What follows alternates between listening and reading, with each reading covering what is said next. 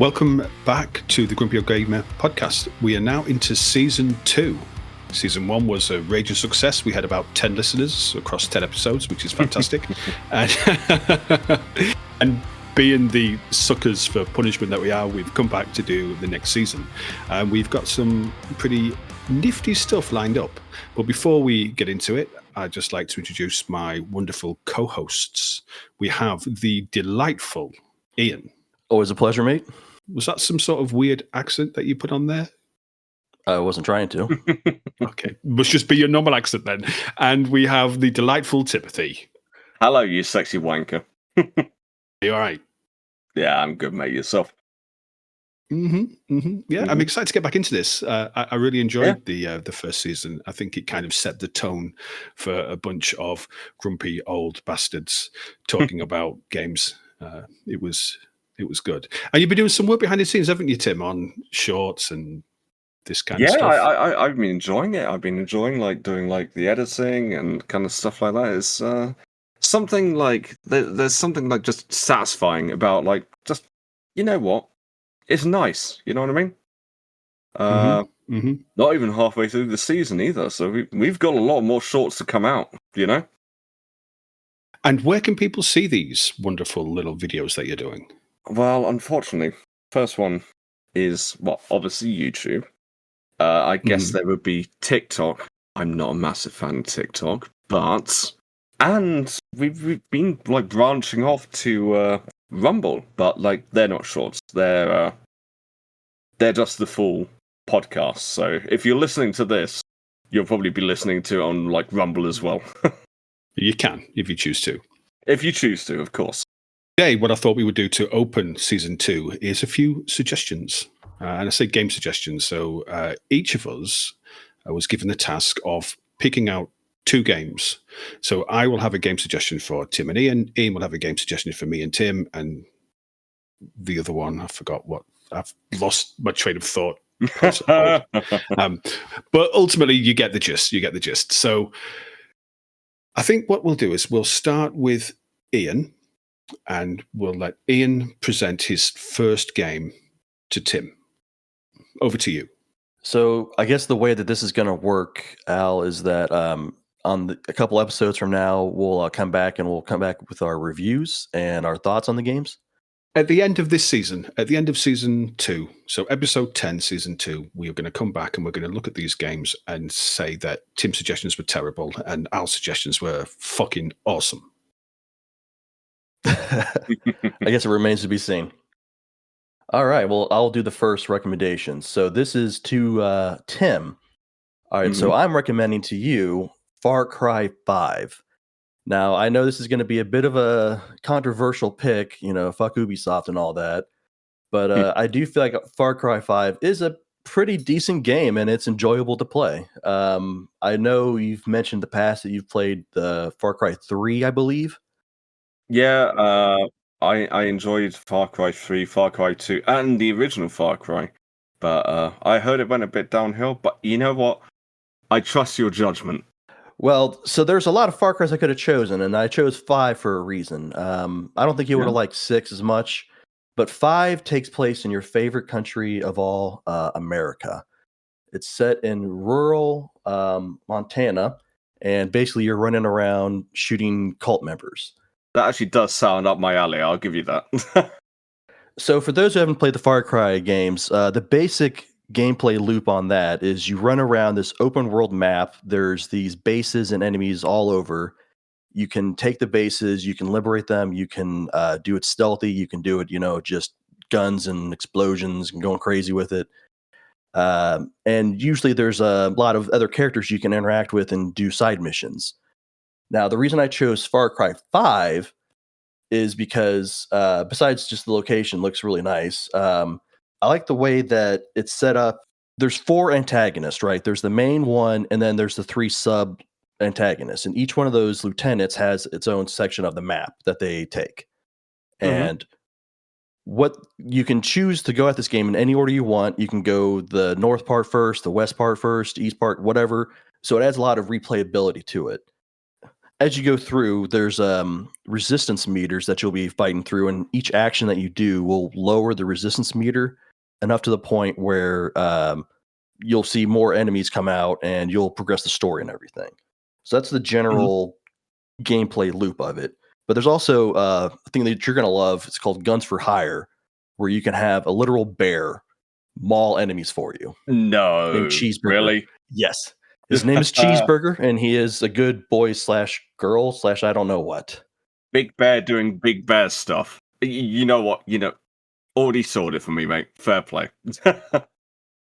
And the best part of this game, the reason that I really recommended it, is because it has strong co-op features. I think the co-op in this game really elevates the features instead of makes it, too diluted or anything. I think it's really fun to run around and hunt and fight and shoot and do all sorts of fun stuff with a friend.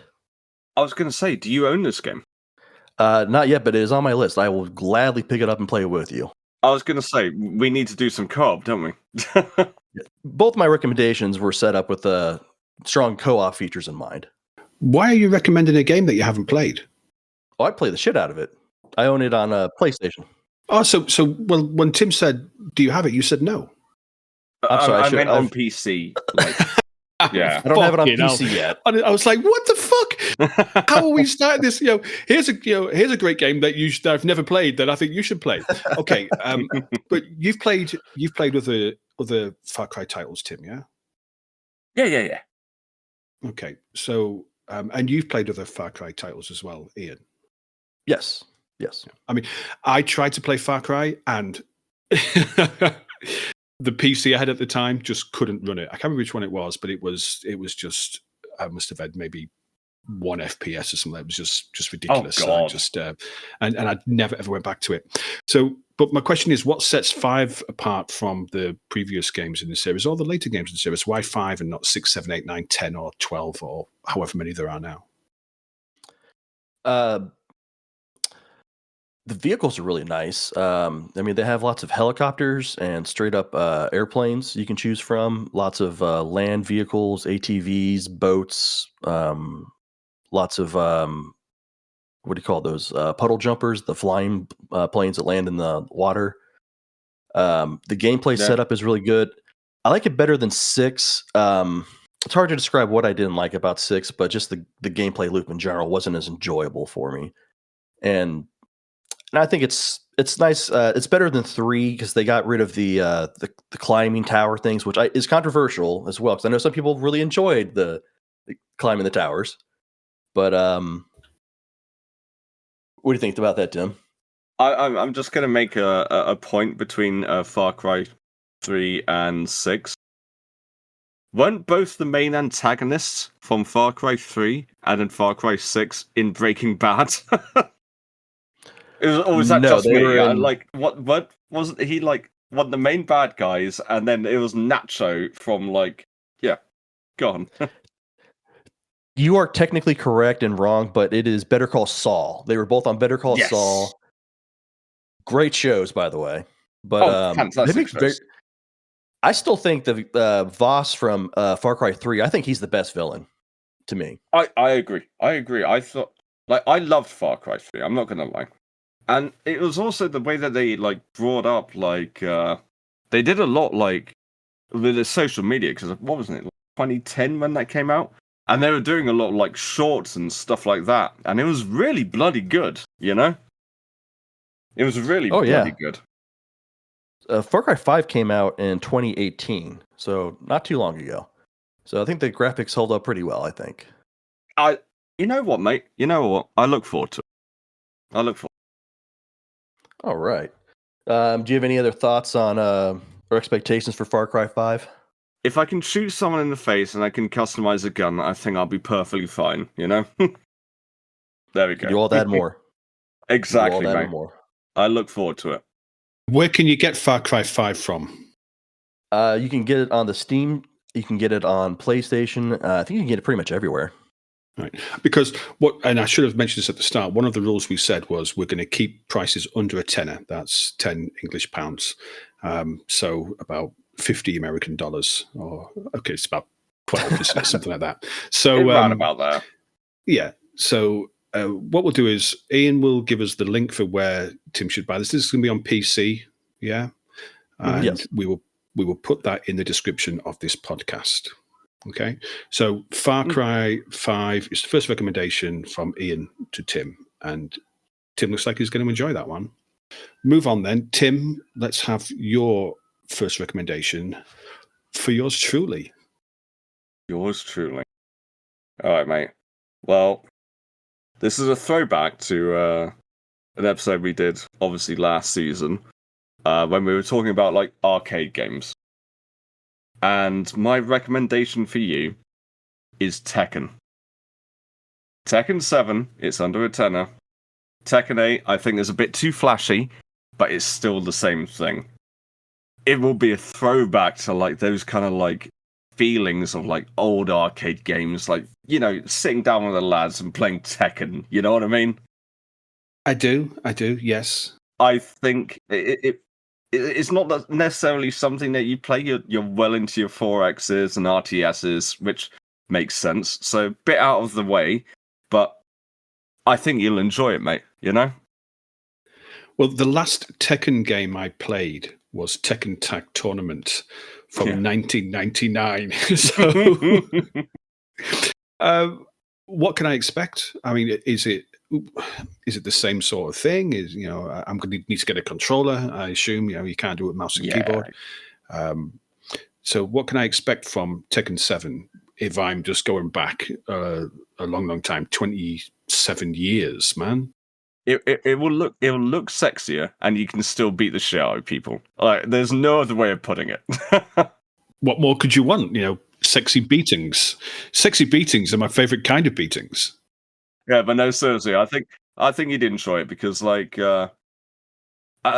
we've had, like, nights of, like, say, like, with mates and stuff, like, just sitting down and playing Tekken again, and it's like, it's that reminiscent kind of, like, feeling of, like, oh, these games still exist, you know what I mean? And I think you will like that feeling because, well, you lived through it, like we all did, you know? And it'd be like, bit of a nostalgia boner. How about that? Tim, Tekken is known for having a lot of characters. Which characters would you recommend for Al here as a starting off with? I don't know, but that's also very subjective, really, isn't it? I would say he'd probably play maybe Kazuma, maybe Yoshimitsu. These are names that I recognize. Jack 2. Remember Jack? Yeah. Maybe Jack. How about King? King's the one with the cheetah mask, isn't he? He is. Yeah, he's the wrestler. Wow. So, good question. But yeah, probably those kind of characters. Like not overly complicated, but complicated to the point where, like, a combo will just destroy someone, you know? And is there a story mode? Because I'm traditionally a single player gamer. I don't like getting beat by people. Yeah, no, I think there is. I haven't played it personally, but yeah, I think there is, like, a full story mode. But it's online, isn't it? It's online, and when I think back to Tekken Tag Tournament, as I say, we're going back a long time when I actually last played a fighting game, and it was me and a mate or a few of us swapping controllers and playing 2-person beating each other up.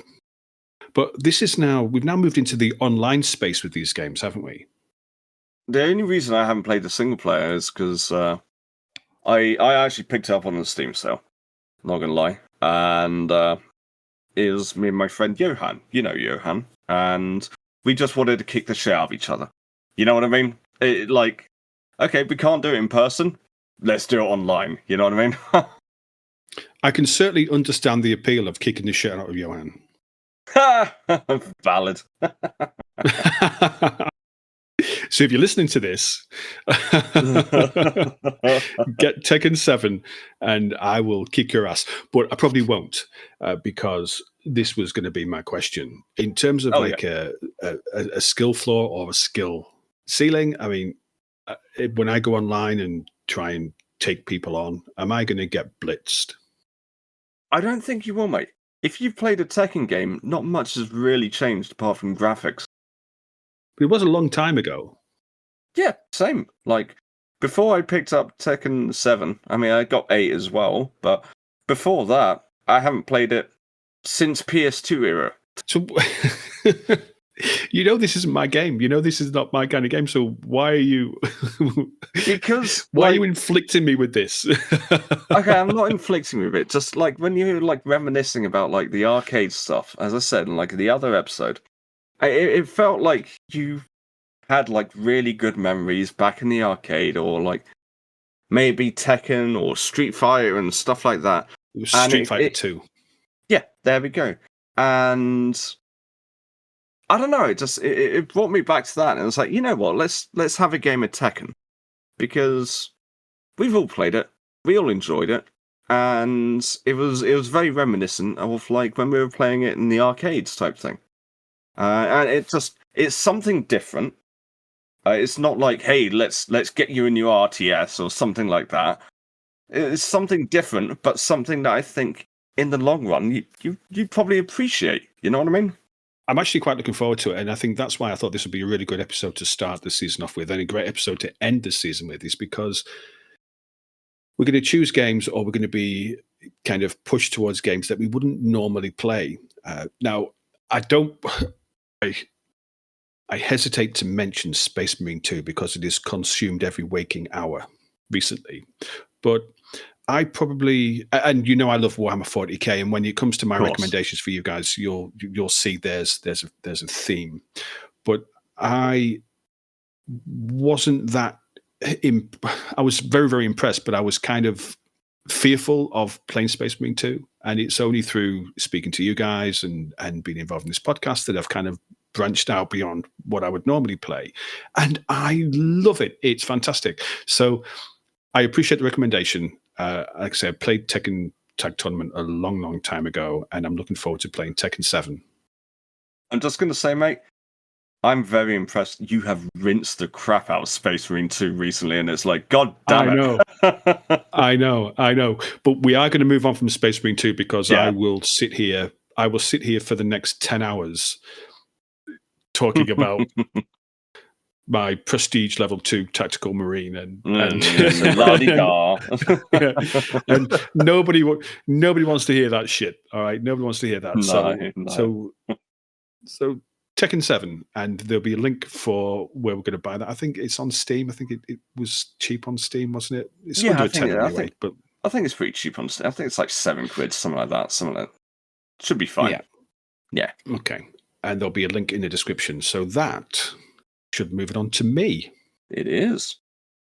And my game for Ian. Oh boy. I'm excited. As you know, I am a Warhammer 40k nut. Like I just think it's brilliant.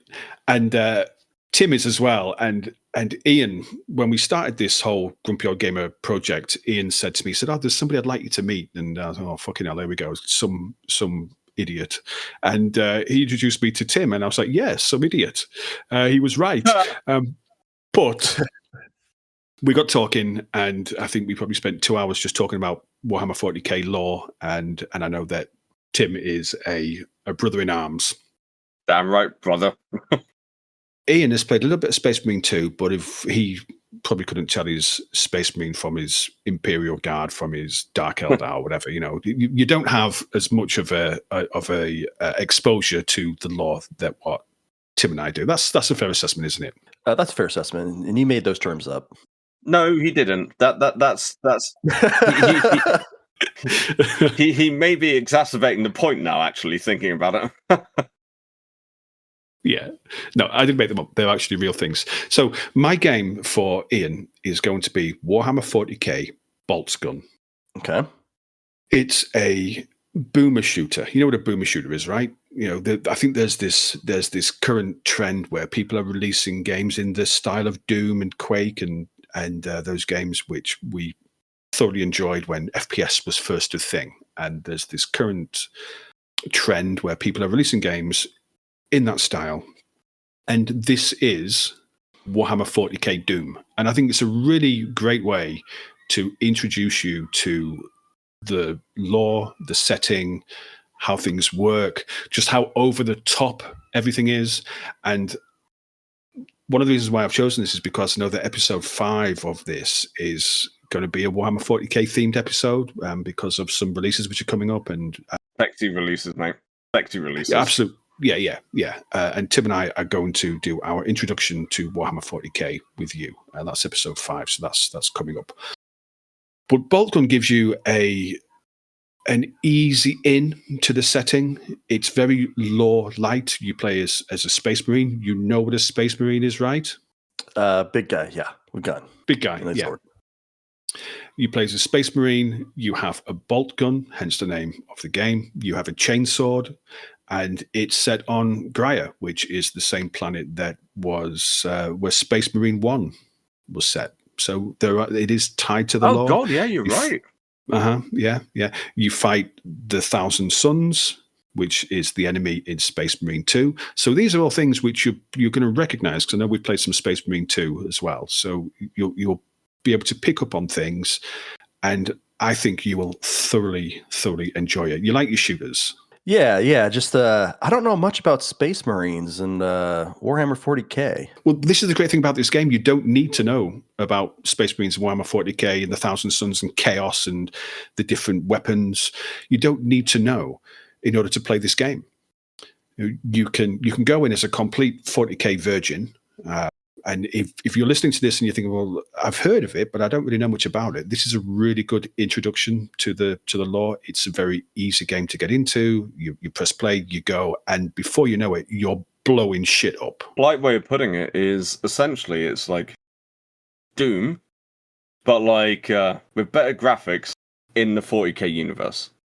And when we say better graphics, only just it is very pixelated. It's very 16-bit. It looks like Doom did, except it will run on a modern machine. What I meant by that is, so obviously Doom was, what it came out in like 1992.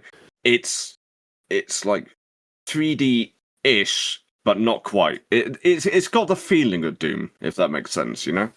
And I think one of the reasons why it has that feeling of Doom is because it is just pure power fantasy. You're a one-man army chopping your way through heretics, through enemies and demons, and just destroying everything. And it's real classic FPS design as well in terms of the level design. You know, there's the secrets that you can find. There's different paths. I think that you'll really enjoy it. And I think that when we come to episode 5 and when we play some more Space Marine, you'll have a much greater appreciation of the lore, because you've played this game. You don't need to know the lore to play it, but having played it, you're like, wow, I now know what the Space Marine Stern Guard is, and I understand the chaos and so on and so forth. And I think it'd be really good. So from what I played in Space Marine, I am interested in the lore, and I'll make you a deal. I will gladly play this game, but I think we should do an episode this season, maybe, of you guys explaining and breaking down Warhammer 40k to a newbie like me. We said this 5 minutes ago. I said this. I was working that in there. Were you not paying attention? I was working it in there. Do you see what we're working with here? Yeah. She didn't name the title of the episode. Okay. We're more than willing to do it. Like, the more people, like, honestly, that, at least in my eyes, that know about 40k, I think that's a better place in the bloody world, because I think the lore and everything that goes along with 40k is absolutely phenomenal. I'd put it up there with, like, say, Lord of the Rings or, like, old Star Wars. I'm not with ignoring, like, J.J. Abrams crap. But, like, it's there. If, in fact, it's... I wouldn't say superior, not at least with Tolkien. But there is so much there. It's amazing. And once you put your foot in that, like, in that little, like, pond, oh my god. It'll swallow you up, and you will just... That's it, you know? It is the perfect entry point for anybody who's interested in Warhammer 40k. And if you like the vibe, and you've got to kind of take it with the intent that is there. We'll get into this in episode 5, but don't. It doesn't take itself too seriously. Don't take it too seriously. If you like the vibe, you can explore it deeper. If you don't, you'll still have a blast running around and shooting the shit out of stuff. So it's a win-win in my book.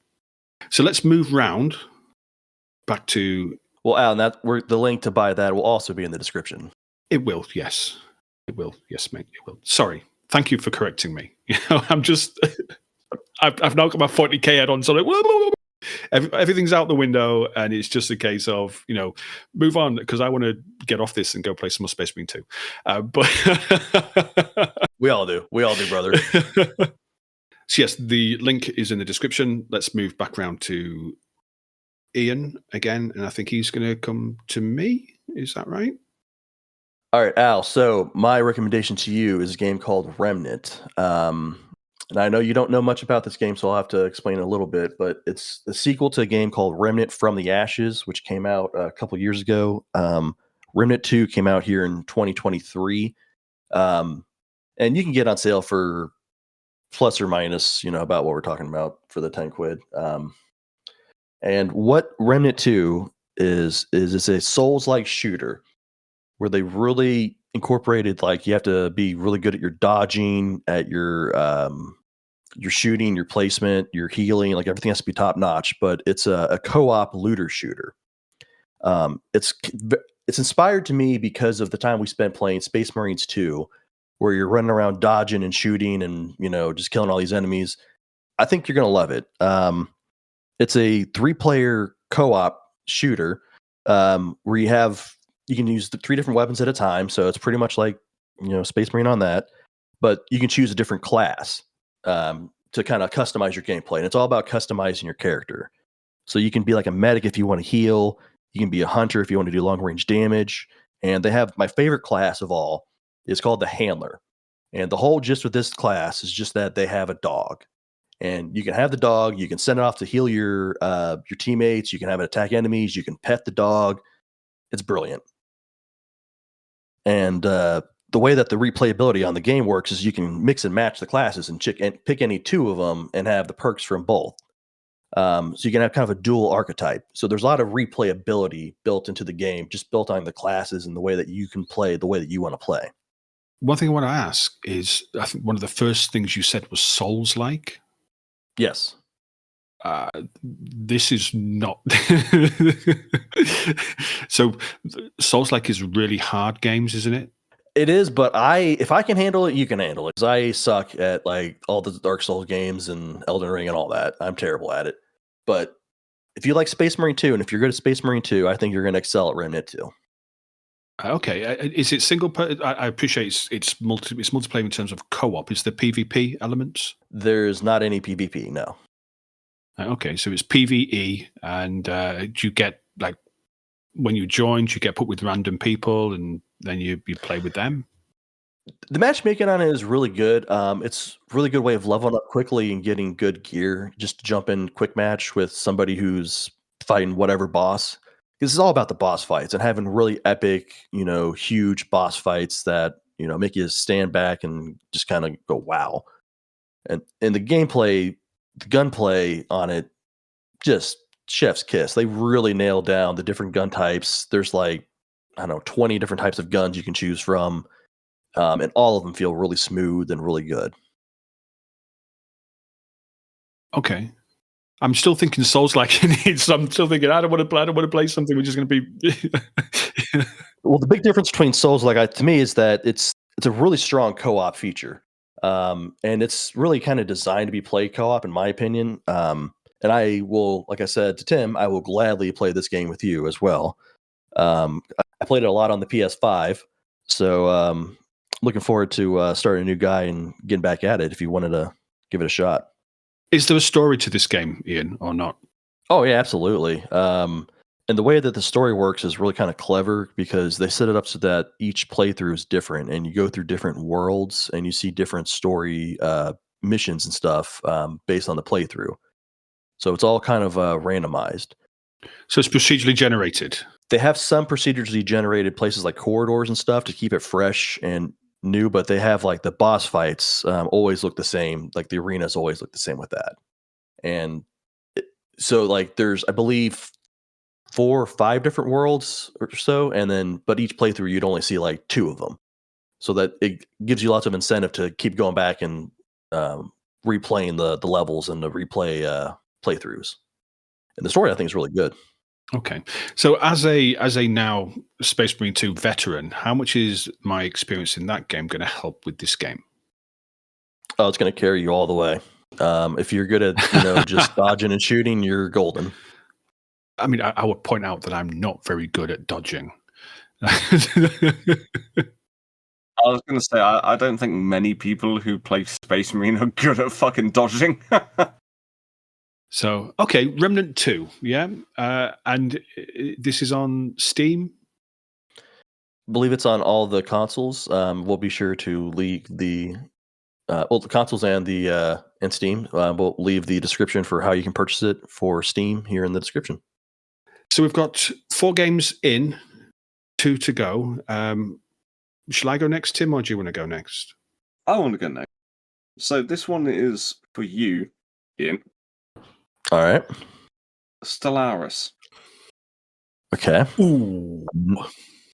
It's a 4X game. Probably one of the best kind of like galactic, well, one of my favorite games like literally ever made. Even the first, second, third, even the fourth was called Galactic Civilizations, which is a 4X game. Okay. This is that, but like a little bit more brutal. And it's probably not up your alley, in all honesty. But it's a fascinating game. And if you can sink your teeth into it, oh my god, you'll have like hours, like days, if not months, of like just Stellaris. You know what I mean? Okay. What's the gameplay loop? Well, it's a 4X, if you know what 4X is. I don't. So 4X is an abbreviation of Explore, Expand, Exploit, Exterminate, and it's a subgenre of strategy games. Okay, so if you think civilization games where you explore your surroundings, you expand your empire, you exploit the resources of the world when you find them, and then ultimately you exterminate your enemies. It was actually, I'm going to get really nerdy here, it was actually a phrase that was coined by a journalist in the UK when he was reviewing Masters of Orion. So we're going back into the very, very early 90s for when this actually first came out. And it spawned this entire subgenre of strategy games. Stellaris, when Tim said there, days, months, whatever, I played 6,000 hours of Stellaris. I think it is one of the best games of all time. My only concern is that we will never see you again. I hope this doesn't awaken something in me. Well, this is the thing. This is the risk that it will, because it is a fascinating exploration of ultimately the you start with one planet, you're a particular race, and you can pick the traits and the characteristics of your race, and then you're in the galaxy, you choose the size of your galaxy, and you go out and you interact with your neighbors. They could be xenophobic, they could be pacifist, they could be religious, they could be militarist. They all have their own particular traits as well. They could be machine empires. The game's been around since 2016. It's 10 years old. And this isn't a case of they released a game in 2016 and then they stopped. This is a game which has had 10 years of content poured into it. So it is a fantastic, fascinating game. And I absolutely adore it. I've actually been trying not to play it again, because I know if I do, I will be hooked once more and I won't do anything else. I was going to say, Al has just absolutely nailed it. So yeah, I'm intrigued to see what were to happen if you play it. Well, Stellaris, you know. Okay, is it a PvP or is it PvE or what? There is multiplayer. There is multiplayer, but like it depends on the other people. But as a single player experience, it is. There's nothing quite like it. My only concern, and I'll raise a concern, and Tim can weigh in here, is we said about the amount of content. Paradox, which is the developer, Paradox are known to be very DLC heavy. In order to, and we've said games under a tenner, and the base game for Stellaris is I think on sale it's for under a tenner. I think that you'll pick it up for chump change. The normal price is $34.99. But all in, if you wanted to play all of Stellaris with access to every single DLC, is going to cost you in the region of $400. What, in The Sims? Yeah, it's kind of like it's I mean, not to the $1,400 that I think that's what we covered in one of the episodes last season was The Sims 4, wasn't it? And 1,400 quid to be able to play everything. So not to that extent. However, one thing that it might be worth trying is they do a subscription, and I think it might be $10, and that gives you access to everything. But it is subscription based. But rather than paying, I mean, the base game in it by itself is great, and every time they release a DLC, they release an update to the game, and many aspects of that DLC go into the game for free. So it has expanded beyond what was originally released. But to get the full experience, you really want all of the DLCs, which is kind of why I'm hesitant to jump back in myself. But it's excellent. All right, so Stellaris is like a real-time strategy space where you go space simulator, whatever game, and you're just trying to conquer the galaxy. Well, you want to conquer something, yeah, for sure. Okay. It's like you can do it like over the top, kind of like conquest kind of style, or you can do it politically or sabotage. It's really interesting. It really depends on your mindset of like how you want to play it. Interesting. Okay. I'm interested to play this one. My best. Also, it's beautiful space stuff. That's always a plus. One recommendation I'd have before you begin is that you take some time to design your own race, and spend some time going through the different options and the different ways that you can customize something so that it matches. This might sound a bit weird, so it kind of matches the way that you would like to play the game. So, for example, you could be xenophobic. So you hate everybody and you want to go out and just exterminate everybody. Or you could be pacifist. So you're looking at peaceful coexistence. If you're a pacifist, you can only fight wars. You can only conquer other planets if you are a participant in a defensive war. So you can't just declare war on people. You need to have a reason to declare war. And as a pacifist, you can't just say, I'm going to declare war because I want your planets. You have to wait until you're attacked. So can you do a pacifist run where you don't attack anyone and you still beat the game? Or is there no real beating the game?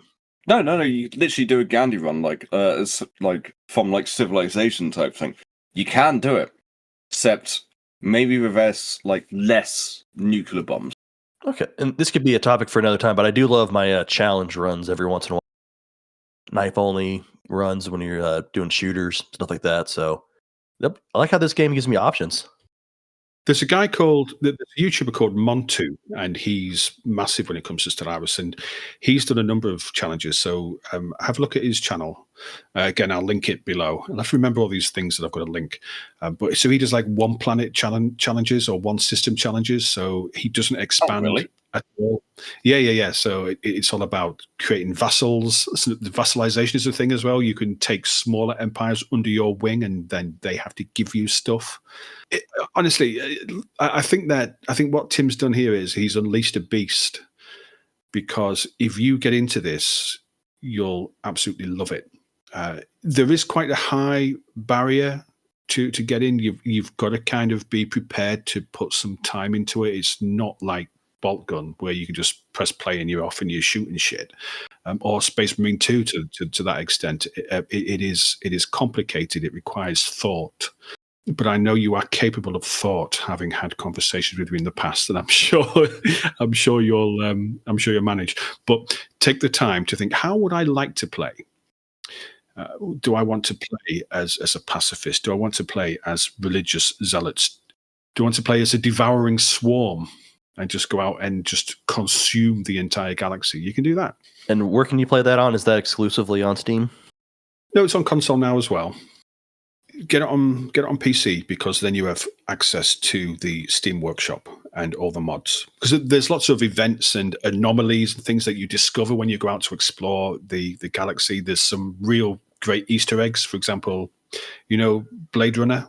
One of the events that you can discover is you can find the Tannhauser Gate, which is mentioned in that speech by Rutger Hauer at the end of Blade Runner, isn't it?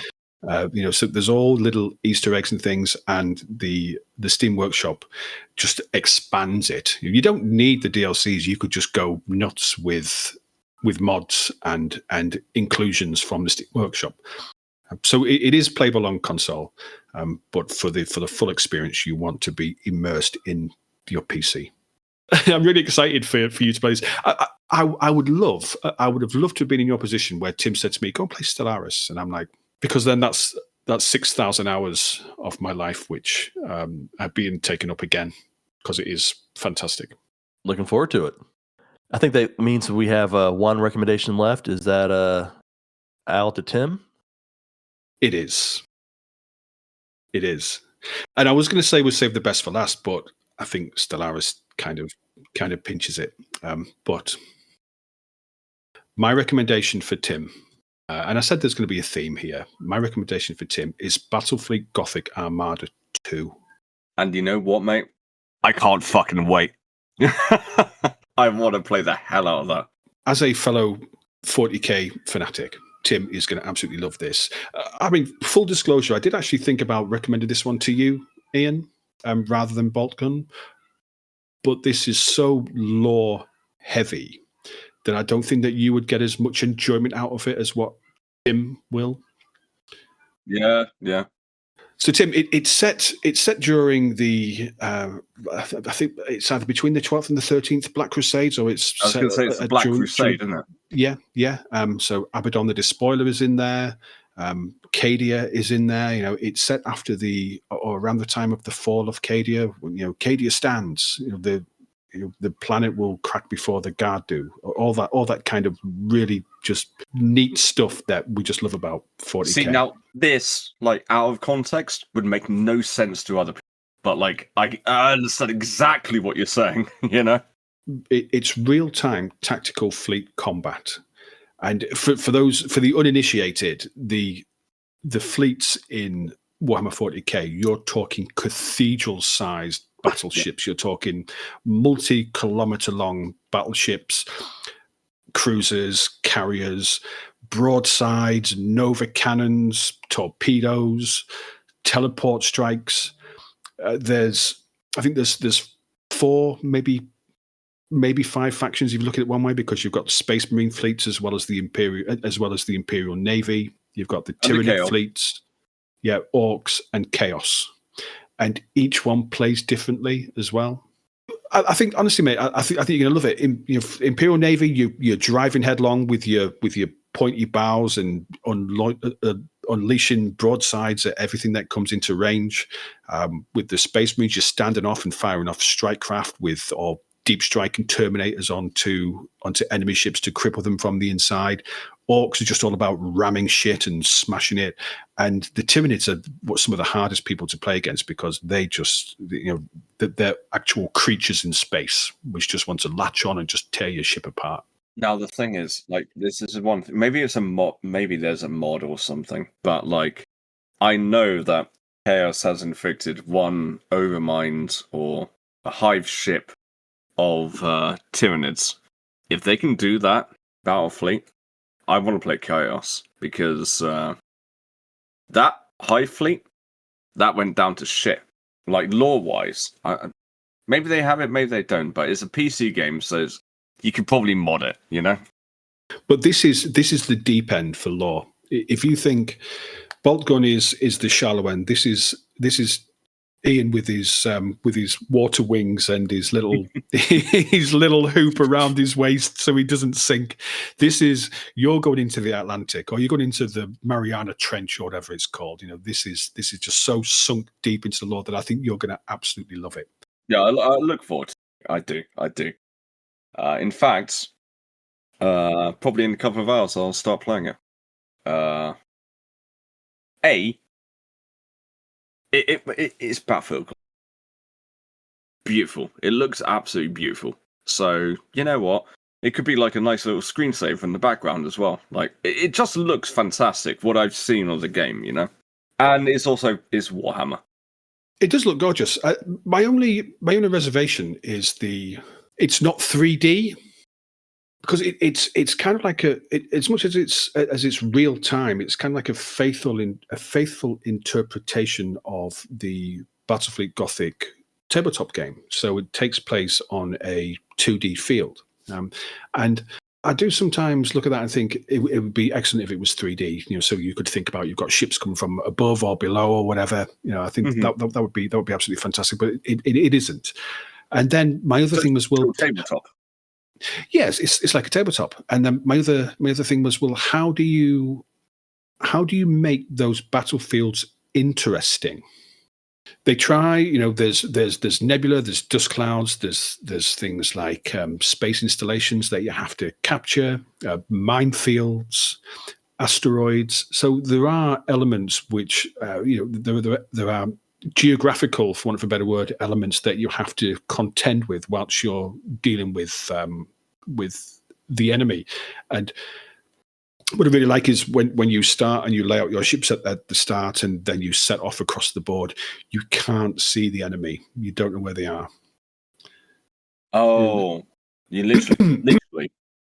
Yeah, you can't see where they are. So you send off probes. You can fire off probes and things like that to try and locate them. Then you then get sensor blips. So you might see a blip and it's like, well, is it a battleship? Is it an escort? What am I facing there? You know, so it could be really interesting, that whole discovery phase.